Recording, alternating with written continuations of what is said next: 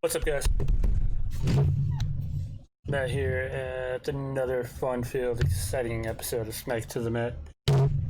As my Black Panther keeps falling on my table. Okay, stop it. Good. All right.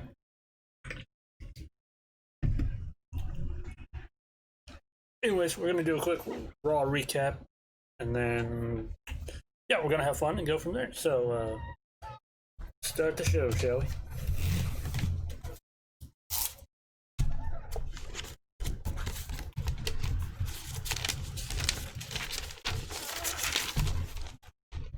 Alrighty, guys. To start off Raw, we got a recap of basically what happened last week and a couple of matches a couple matches for the night to see what's going to happen.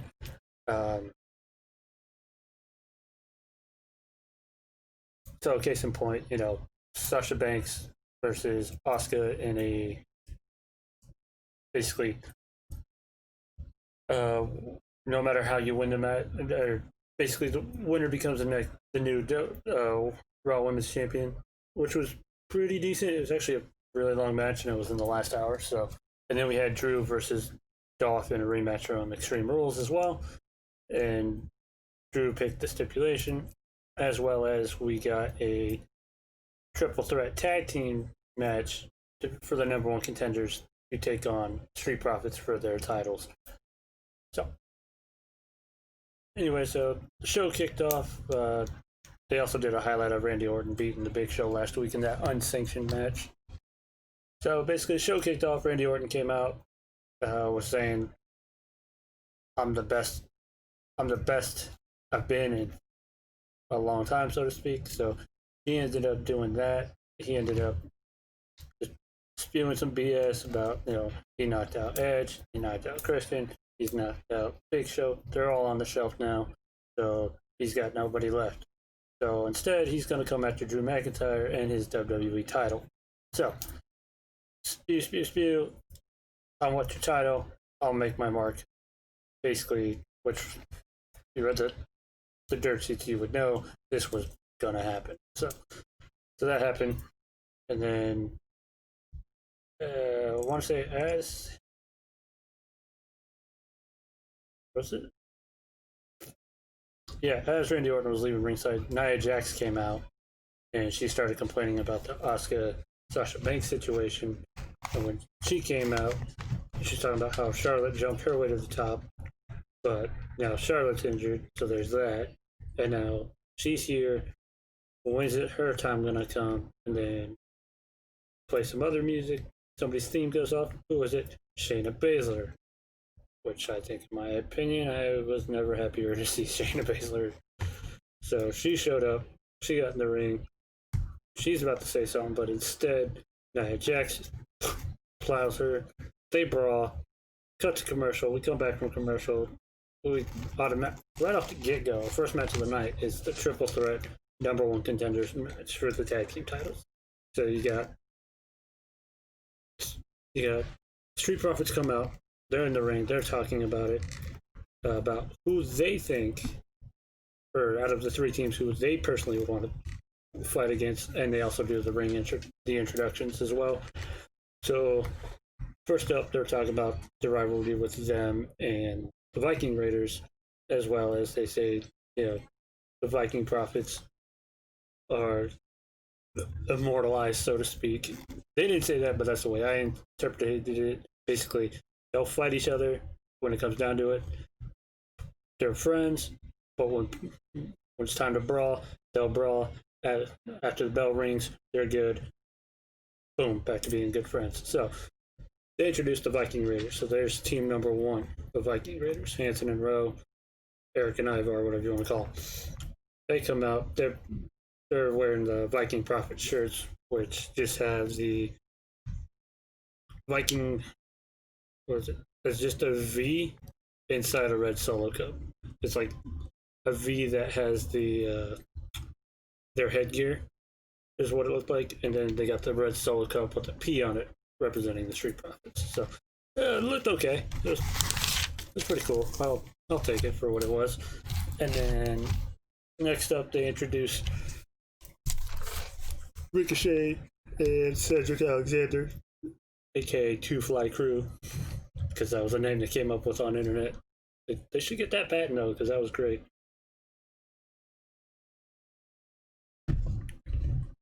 And then so they come out, they're all basically like nodding, being faces so to speak. And then next up, they just Street Profits basically start talking trash about Garza and Andrade, and they introduce them in like the weirdest,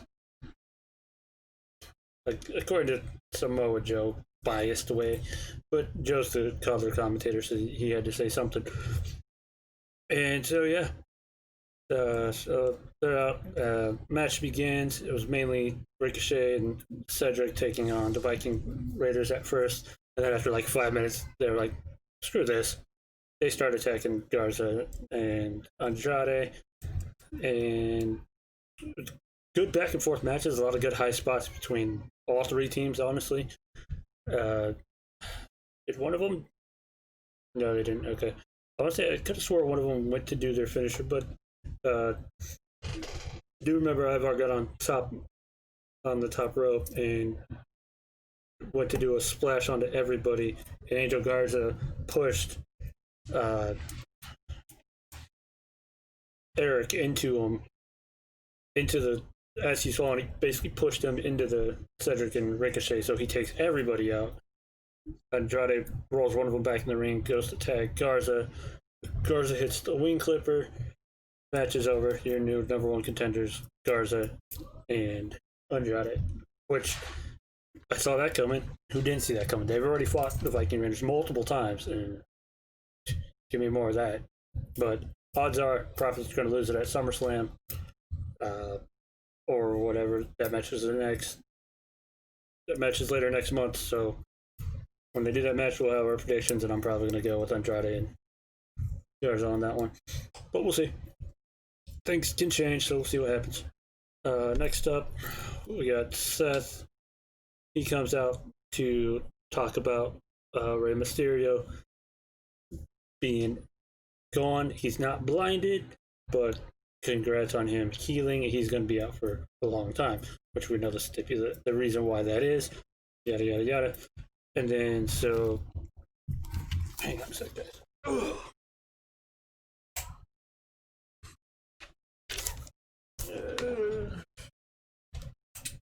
That's better.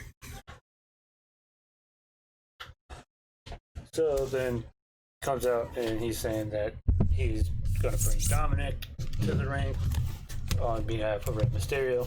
So Dominic basically, well, before all that, they went to commercial and Seth's talking to Buddy backstage about all the situation. Then Seth comes out to confront Rey Mysterio, aka and Dominic. Basically, Dom comes down to Seth and says, just telling him, "Hey, couldn't have done this. This was due to your father doing this. He made sacrifice." He's like, says basically, "I forgive you. Forgive me," kind of, so to speak. And then he sits there and he's like, basically, in a way, it's water under the bridge. And he's like, he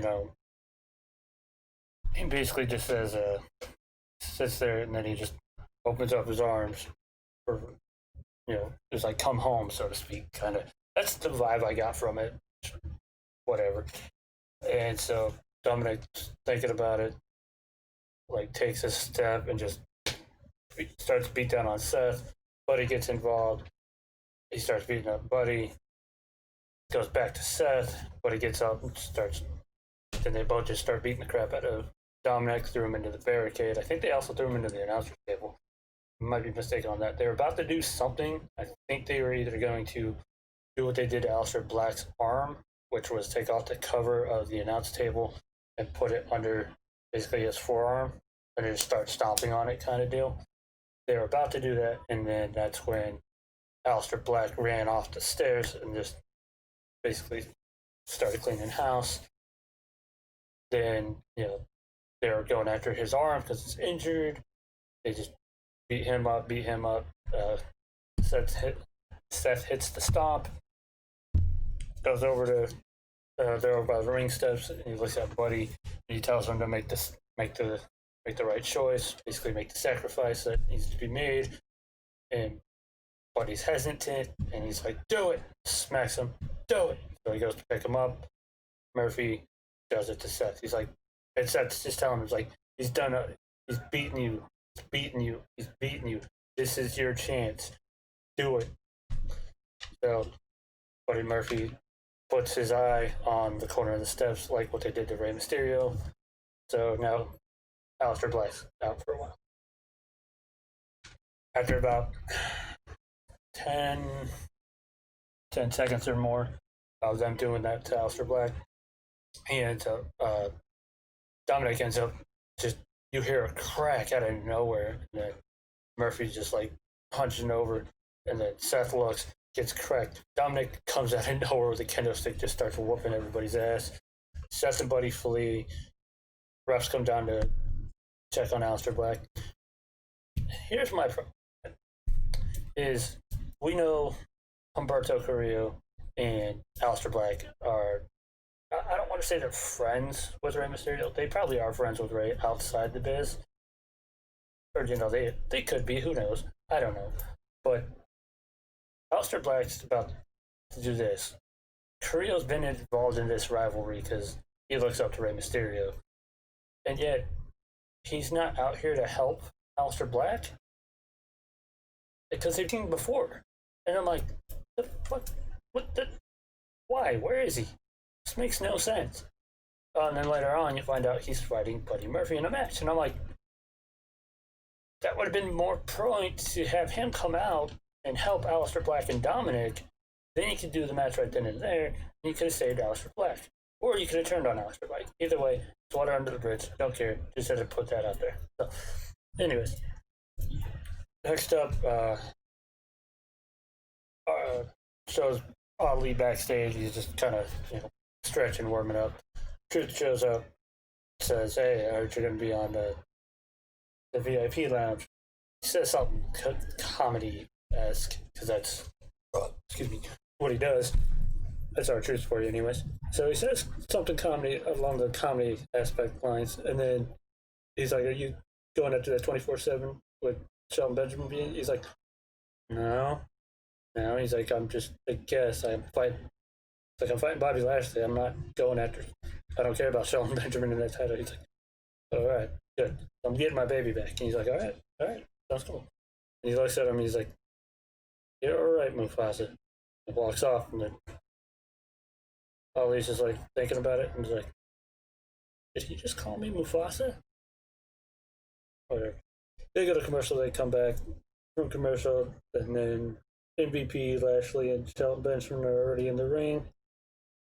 Before I go further with this right here, I just want to say, about freaking time for Shelton Benjamin to do something. I'll get flack for this. I don't give a shit. Shelton Benjamin has been in the biz since, like, at least with WWE, since like 03, 04, 05, 06, somewhere in that lines. Could look it up right now. I got the computer in front of me. I just don't feel like looking it up. But he's been there for a long time. The only gold he's had, I'm pretty sure he had the United States Championship at one point. He's been an Intercontinental Champion multiple times. Been a tag team champion. It's him and Charlie Haas with Kurt Angle as their manager. Or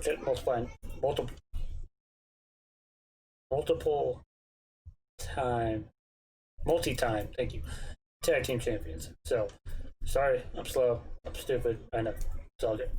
So, but he does that, and then just like last week, they give him the 24/7 title, put him with Lashley and MVP. Don't get me wrong, I like the three of them. I like Bobby Lashley and Shelton Benjamin a little bit more than I like MVP. MVP was good back in 06, 07 when he debuted.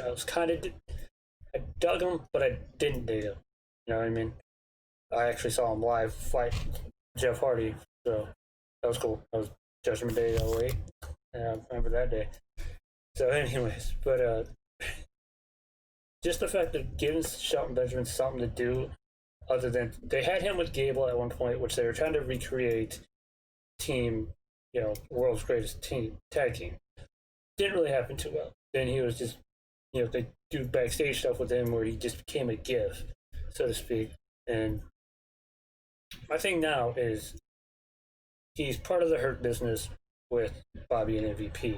He's the 24/7 champ. He's going to lose that title. Man, I get it. He's an older guy, but he's still good. Put him and Lashley as a contender for the Street Profits.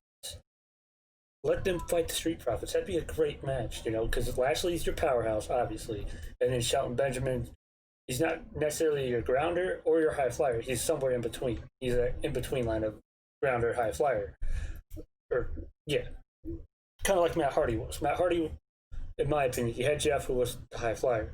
Matt wasn't really a powerhouse, but he was more grounded. He was that in-between powerhouse, high flyer type. He was more, I guess, brawler would be what you're looking for, or a striker. I don't know. But anyways, back to the VIP lounge. They're talking. They're giving crap to Cedric and Ricochet for not winning their match earlier in the night because if they're part of the Hurt Business, they would have won. Whatever. So they invite Mustafa Ali out to the ring. Ali comes out and he's just excited to be on Raw. He's talking about how happy he is to be there. He's ready to climb that ladder, get to the top, come after that. He's like, go after Apollo Crews in that United States Championship. And MVP's like, basically, yo, dog, I'm right here. He's like, no, Apollo's the real champ. You are not. By the way, I don't know if anybody cares anymore since it's basically going to be 2 weeks already. The reason Apollo Crews did not compete at Extreme Rules was because he actually did get COVID. Was it due to him? I mean, I like how they kept it kayfabe. That was cool. But it was due to him catching COVID. I read that. Don't remember the source.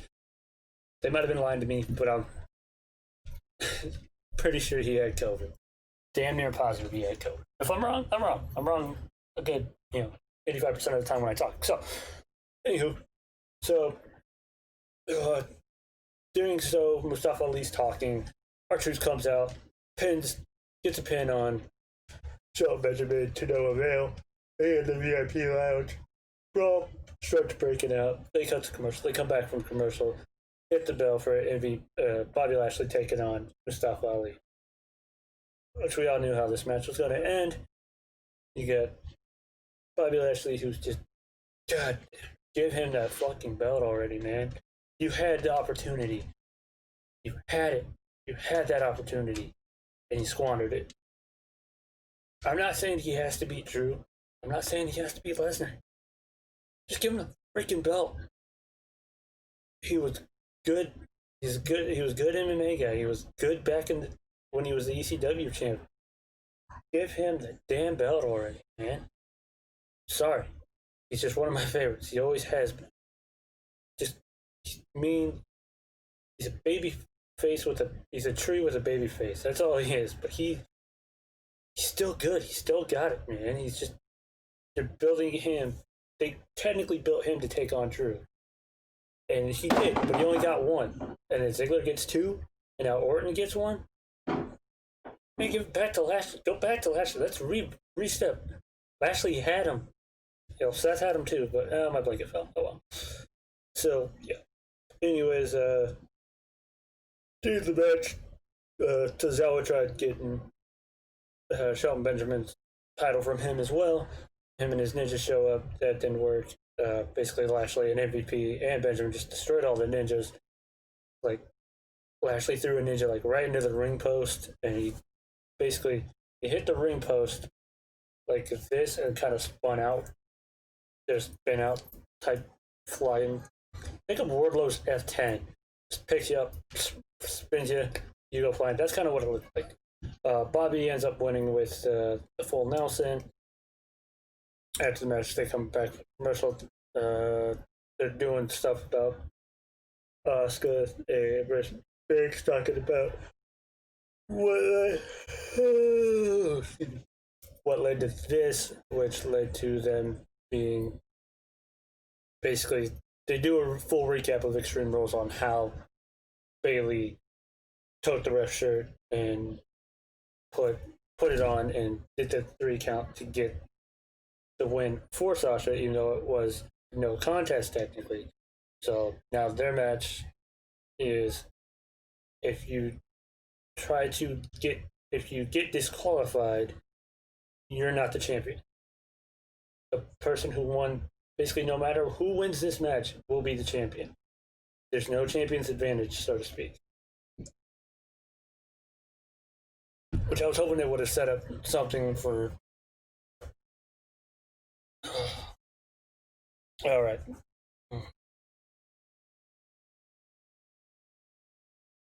Oh, all right, I forgot. Shayna Baszler and Nia Jax ended up having a match later on in the night, and it just ended in a double countout because they just brawled outside the ring. So, anyways, back to the third hour of Raw. Banks versus Asuka, women's title on the line. No matter what, there has to be a winner, so to speak. But you can't. If you get disqualified, you will lose the match, and your opponent wins the belt. That's basically what it was. So, start off the match. Sasha and Bayley come down. They're cutting a promo. Then Asuka and Kairi Sane come down, and then Kairi Sane just automatically just starts beating up Bayley. They head towards the back. Sasha and Asuka just go back and forth. Pretty good stuff going on. A lot of back and forth action, but still pretty good match. So wasn't too mad about it. We'll just cut to the finish because I don't really care. The finish saw it was somewhere along the lines where Sasha was grabbing the title to try to attack Asuka with one of them while the ref was distracted with the other one, but didn't work out because Asuka grabbed the belt and then she was saying, Banks was like, look, she's got the belt, she's going to use it. She's got the belt, she used it. It's like, no, she didn't use it. I see she's got it. Asuka, if you do this, you will not win. Yada, yada, yada. Goes to hand him the belt, and I think Sasha went to do something, like a rake of the eyes or something. Like, vaguely, forgive me, can't remember exactly. I'm watching Raw in a blur nowadays, so please forgive me on that one. So he had to do with that. Then I think Banks hit a Banks statement like middle of the ring. Asuka got to the ropes. Asuka hit the Asuka lock. Banks got to the ropes. They're going back and forth. Asuka hit like the Asuka kick. I don't know. She hit some sort of kick. And when she did that, next thing you know, camera pops up on the Titantron. It's Bayley and Kairi fighting back by like a garage door, like the receiving dock, basically, is what I was calling it. And Bayley throws Kairi into it, starts kicking her, and starts slamming her head, because you can hear the crate going off. So obviously she's getting her head slammed. Kairi screaming for Asuka to come help. Asuka is like trying to focus on the match, beating up Sasha a little bit. She looks back on the Titantron. She's just like, I don't know what to do. Do I get the championship? Do I go save my friend? Yada, yada, yada. Yeah. Puts an Asuka lock on Sasha, basically makes her almost pass out, lets go of it, runs to the back to go save Kairi Sane. By the time she gets back there, Bayley leaves. Asuka gets back there. By the time Asuka got back there, the ref was already at the 7-8 count. Goes 9, goes 10, rings the bell. They show Asuka. She's just checking up on her friend. Cut back to the ring. Bayley's down. Sasha's come to like her being passed out like 40 seconds ago. She comes to, and the ref's handing her the belt. She's like, wait, I won? What? I won? So then she's cheering. Bayley comes sledding in the ring. They're cheering. They're having a good time. And yeah, so then cut to commercial break. And here's my speculation. So Bayley technically, without getting Sasha disqualified, helped Banks win the match, right? Right. So now I'm thinking Asuka's going to show up on SmackDown to cause Bayley to distract Bayley, take out Banks, which will distract Bayley, which will allow Nikki Cross to get the win. Hopefully. That's my speculation. That's who I'm rooting for. Hope it's good. If it doesn't happen, it doesn't happen. But that's how you keep this feud going. That way, so that way, Asuka can go fight Bayley because Bayley's the one who took out her friend. I mean, it could happen. It could not happen. I don't know. I'm not the creative WWE. I can see it happen though. I like the sound of it. But anyways, come back from commercial. Asuka's walking out of the trainer's room. Charlie or Kathy, one of them, they ask Asuka how's Kyrie, and Asuka just mean looking and just explodes, just rambling in Japanese, just back and forth, back and forth.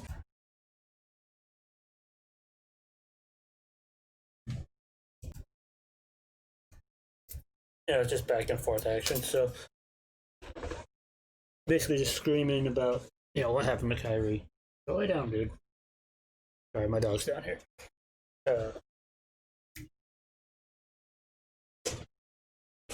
And then we go to our main event: Drew McIntyre versus Dolph Ziggler.